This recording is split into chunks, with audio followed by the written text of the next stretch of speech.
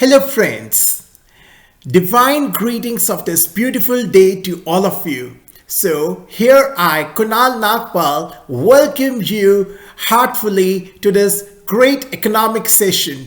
Dear friends, today we are basically going to have a holistic discussion on the core economic parameters of the Indian economy and what all segments we need to focus in order to get attain maximum fruits or to reap maximum fruits by 2030. And for that, what all key reforms we need to focus on in order to reach the top spot in the global economy in the coming decades. Dear friends, so last night we had discussed that India is being highlighted as of now as the bright spot in the dark room of the gloomy global economic environmental situation. Now, in order to reach to the top spot within next 7 to 8 years, what all efforts do we really need to put in? Let's have a brief discussion on that. Apart from that, we are also going to discuss the gradual electrification happening in the automobile sector and how are the slow moving car models may get replaced by the electric vehicle fast sales lane. And this is actually the need of the hour. We know that towards the attainment of the Sustainable Development Goals as being claimed by the UNDP, that is the United Nations Development Programme, India's progress has been very significant. And in order to keep this momentum going on, we need to keep our efforts accelerated. And Mr. Nitin Gadkariji's governance is actually acting as a catalyst since he is strategizing the overall policy framework in such a favorable manner, which is really worth an applause. Next, we are also going to discuss the overview of the overall agricultural sector of the Indian economy and how the gradual modernization is taking place in the same, helping it to replace the traditional technology. So today we will see the gradual transition of the bullock technology to the tractor technology, and it is actually becoming a reality of today's times, which is actually the need of the hour also. So what all efforts are being made, what all incentives are being provided by the government to boost this particular transition? We will have a thorough analysis in this particular aspect as well. Now let's begin. The key reforms to spur India reach the top spot in global economy in coming decades. Tata's N. Chandrasekaran presents his views. Tata Chairman Mr. Natarajan Chandrasekaran on Friday, that is on 16th December 2022, called the Indian economy a bright spot in the global economy, which otherwise is facing recessionary impulses, multi-decade high inflation, and squeezing household income. He also highlighted the key reforms which could contribute in the process. Now let's have a look to these reforms. He said, India's economy is actually one of the fastest growing major economies and has the potential to gain a top spot in the global economy by 2047, a year which marks the 100 years of India's independence. India got independent in the year 1947 and it would be marking a century in the year 2047. And on this occasion, if India becomes one of the fastest growing major economies worldwide, what a beautiful moment of pride that would be. India's economy jumped to the 5th position from the 10th spot, bagging the title of the 5th largest economy. India, by 2047, may become a $25 to $30 trillion 25 to 30 trillion US dollar economy with a growth rate of nearly 8%. What an excellent vision it is. Size and quantum of growth is not the only thing, but it is also crucial to spread the gains of the future to everyone. That is focusing on holistic development so that the leaf of the entire tree gets green. And that's how our beautiful leaders are laying the beautiful sapling. They are sowing the seeds so beautifully with such a noble vision. It's really remarkable, really remarkable. So that the flower of so that every flower of the garden blossoms with full glory. That's their noble vision. While speaking at FICCI's 95th annual convention, Mr. N. Chandrasekaran highlighted the significance of inclusive and sustainable growth for India. That is, we also know that India's progress towards the attainment of the Sustainable Development Goals, that is SDGs, has been quite significant and has been appreciated by the UNDP again and again as per their statistical facts. So in order to keep this momentum going on and in order to accelerate this pace towards the attainment of the SDGs, we should put our best foot forward, and that's what our leaders are doing. The pressure to accelerate towards sustainable growth is going to increase globally. That is paying equal emphasis towards all 17 sustainable development goals. India at that point can lead in electric vehicle segment. I repeat, India at that point can lead in electrical vehicle segment, that is the EV segment, storage batteries, water efficiency, and in designing the circular economy solutions. Truly remarkable. The Tata chairman discussed how the global rebalancing, I repeat the term, global rebalancing, how it can turn out to be a massive opportunity for the India's economy.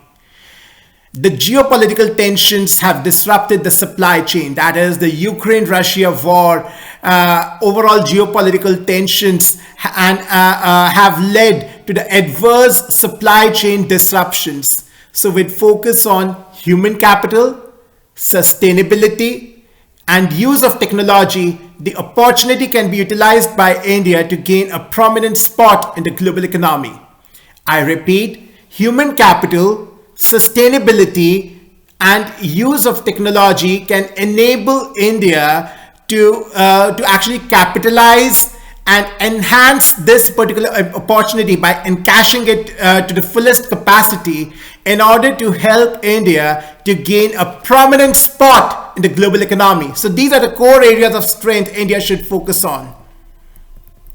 So taking into consideration the job creation aspect, which is very, very important, employment generation, he said, given our economic development curve, it is a great opportunity for country to create the jobs by building the green economy, whether through solar energy, sustainable cooling, or waste management, or through exploring various gaseous technologies like hydrogen gas-based ecosystem, biogas, natural gas. Actually, natural gas is the transition period. It is a transition phase to use the natural gas until we attain the goal of the hydrogen-based ecosystem.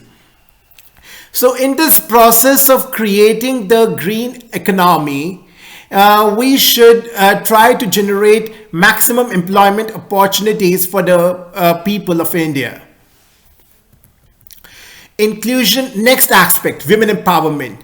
Inclusion of more women in workforce may act as a catalyst and influence India's economic growth, pitched Mr. N. Chandrasekaran. He said, half of the labor force should constitute women. What an excellent vision it is. That is paying an excellent focus, paying an excellent emphasis towards gender equality.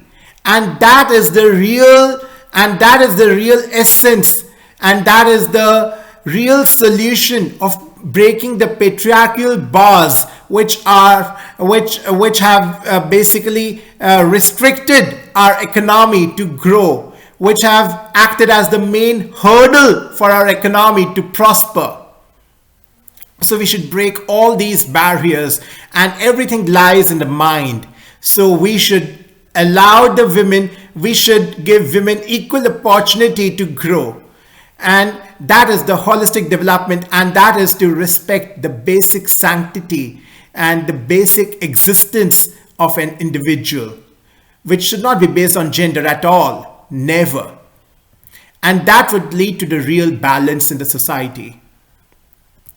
So while highlighting the significance of the tourism sector, he stated that enhancement in the sector will lead to the creation of jobs, generation of valuable forex, and better connectivity, which is likely to give a boost to the economy. Dear friends, we had discussed yesterday that our forex reserves have got increased. There has been a gradual enhancement in our forex reserves, which is really worth an applause. So if we talk about the tourism sector, again here forex plays a major role. That is, generation of valuable forex is actually playing a major role in this sector as well. So for the tourism sector, we need to focus on creation of jobs and then generating the valuable forex, creating better connectivity. Next, the next primary focus should be on healthcare and education, which is actually an important aspect of India's growth spectrum. The citizens should be provided with accessible and affordable healthcare system. Better research and use of technology could improve India's healthcare. And I would like to acknowledge that Ministry of Ayush is also playing a crucial role towards the enhancement of the Indian healthcare system. And overall infrastructural development is being acknowledged worldwide in terms of healthcare. And a lot of people are opting for medical tourism from abroad, and that is, they are coming to India to seek treatment because it's affordable, and more importantly, it's very, very effective. Now, education is also a very important factor. Education is also a very important factor which needs to be given a strong emphasis, as it could contribute in making India a leading economy. The success in education should be shifted from focus on attainable education to educational outcome. This is the need of the hour, he stated. That is, educational outcome. What is the real outcome of your education? That is what that really matters. That is how you are contributing to the society. How is your education which you have gained enabling you to contribute to the society, being a valuable human asset? So this is the strong basis for building a very robust foundation of an economy. Mr. N. Chandrasekaran also revealed how India can churn out growth opportunities from the use of technology. Dear friends, our respected Prime Minister Shri Narendra Modi ji has been again and again emphasizing on the use of technology, Atmanirbharta. That is, how technology, how the overall technological development can enhance rural development, urban development, and how it can help in the creation of jobs. India's massive technology potential can be utilized to address some of the most persistent challenges, he said. Technology can be used to all sectoral segments of the Indian society in order to provide users or customers with a seamless experience, he said. Controlling air pollution and reducing it to 1/4 of the current levels could also contribute in making the country green and livable. That is, he is addressing all the 17 SDGs which need to be given a lot of priority in order to make India really one of the top growing economies by 2047 and attaining the energy generation of more than 500 gigawatts from non-fossil fuels by 2030. Hence, the upcoming budget for 2023 might as well focus on these key aspects and reforms. Now, on this note, my friends, I'm again repeating that what all beautiful dreams we are having, and we are also putting in best efforts to fructify these dreams, and that's what our statistics are showing in these tough times of global turmoil, and India being the developing country. Isn't it looking that it's not a reality? But my friends, that this is the reality, and this has been made possible only because of our extremely dynamic and perseverant leaders. What a great moment of pride it is, my dear friends. What a great moment of pride it is. Really very, very insightful, and it was such an in-depth analysis of the goals we are setting. Now, let's come to the automobile sector, that is how the gradual electrification is taking place, which is gradually replacing the slow-moving car models. For long, the low-selling car models have been a headache for the automakers. Now, they see a silver lining, that is going electric. As the demand for the electric cars surges, the auto companies are bringing EV versions of several existing internal combustion engine vehicles, including those that did not perform to the expectations in terms of sales, rather than writing them off. Spurred by strict new emission regulations, vehicle manufacturers have been left with little choice but to shift focus towards low or zero emission vehicles, that is, focusing the goals towards decarbonization. For instance, the battery electric vehicles, that is the BEVs, are in a big way contributing in this particular aspect. This, coupled with the auto industry's vision to fast track the EV strategy, underpins the model lineup for the next few years. Mahindra's KUV 100 and Tata's Nano are likely to see their electric avatars very soon in the market. Maruti Suzuki is also evaluating the electric version of the WagonR. Now, in order to tide over the transition delays, companies are either using an existing internal combustion engine platform or developing a new platform that gives maximum efficiency, which takes time and involves a larger cycle of investments. Some companies are working on both parallelly, launching the electric products from existing platforms and working on all new EV platform altogether.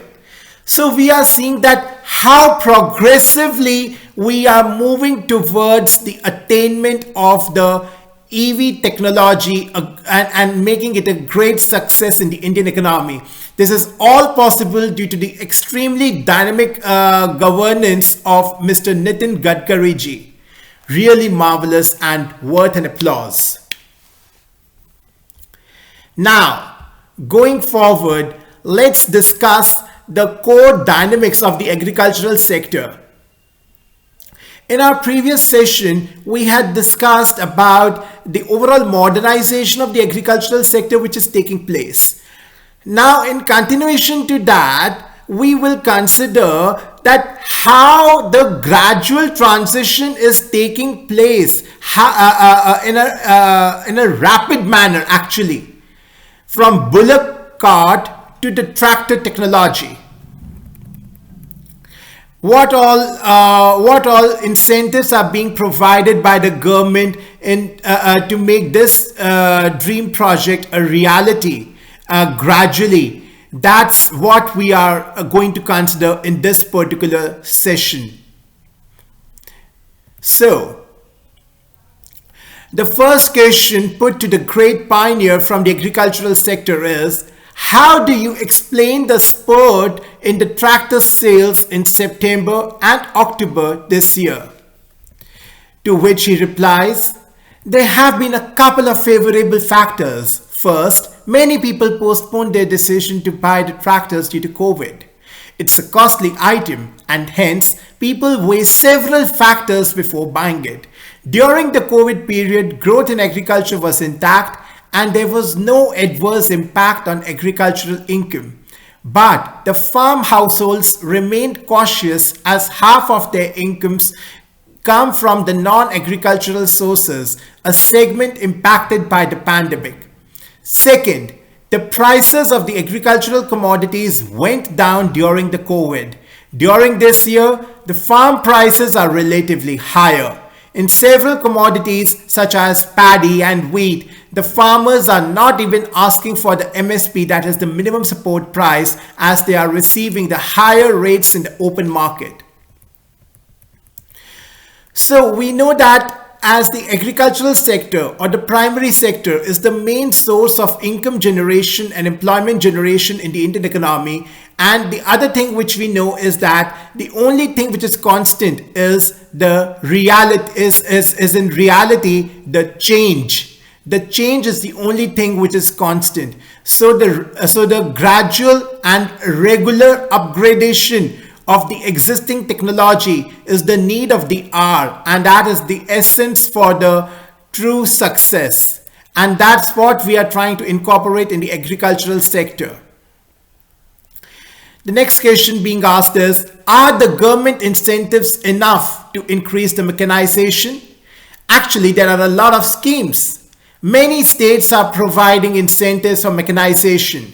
Also, in an overall in the inflationary situation where the interest rates have been increasing, it makes sense to invest in assets like tractors, as the borrowing rate in agricultural term loans is low, mainly due to the incentives from the states. So this acts like a bonanza. How do you see the mechanization in the Indian agricultural sector hereon? To which he replies, there has already been a strong trend towards mechanization. A rapid shift from bullock to tractor is a reality. Yes, it's a new reality. I have empirical data on this trend. It indicates prosperity in agriculture. Farmers have also realized that the operation through bullocks has turned very costly. That is, maintenance of the livestock is actually an expensive affair. A bullock is used for farming for a maximum of 80 days a year, but one has to take care of the animal for the rest of the year. Maintaining a tractor, on the other hand, is actually much cheaper. Also, what bullocks can do in 8 hours, a tractor can do in just half an hour. What an incredible aspect this is. We are moving towards intensive agriculture.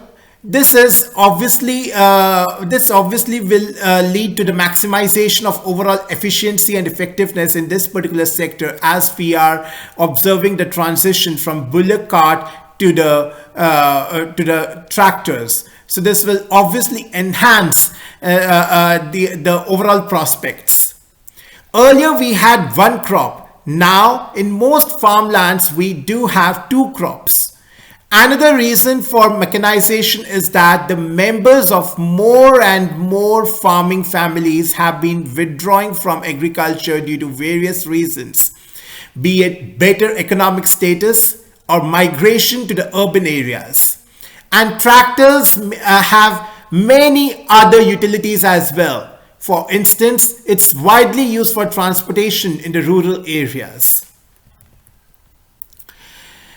Here, my dear friends, I'm being reminded of one more example, that if we do not incorporate change with time, we will be forced to leave the market. We will be pushed out of the market, and that's what happened with Kodak. When the trend of digitization came in, and Kodak didn't pay heed to it, it was pushed out of the market, right? And when it tried to incorporate digitization, a lot of competitors had already come up in this particular industry. So we should always pay heed to the change and modify ourselves accordingly. Hence, flexibility is a very important trait of a successful leader. Hence, I'm again reminded of the phrase, "One who is able to deal with every type of situation is the real leader." So that's the game of two phrases: deal and lead and deal. So the last question put to the great pioneer is, based on this year's crop sown area, what's your forecast on food inflation? The food inflation rose to an unreasonable level before moderating a bit during the last couple of months. I feel it should cool down during the next 2 to 3 months. Prices of some vegetables such as onions have been cooling down. For instance, the sown area for mustard crops is higher this year, so we can expect its prices to cool down next year. Also, the area under the wheat cultivation this season is higher, so we can again hope for the wheat prices to come down. So my dear friends, these are the major insights being shared by the leading pioneer in the agricultural sector. And he has strong vision about the agricultural sector, that if we incorporate the use of tractor technology, it will really boost and enhance the overall prospects. So we have discussed in detail the core dynamics of the Indian economy. What are the core strengths? What are certain weaknesses where we need to really capitalize on, so that we can encash the opportunities to the fullest. So this is actually a SWOT analysis of the Indian economy as a whole, taking into consideration the key areas of focus to be highlighted for the upcoming budget 2023, so that India reaches to attains the level of one of the major economic hubs by 2047, and to attain its maximum goals of sustainability by 2030. So I really hope you have been benefited immensely with this great insightful session. So on this note, I would like to end this session, and it was really great to interact with you guys. Thank you so much. Namaskar. Jai Hind.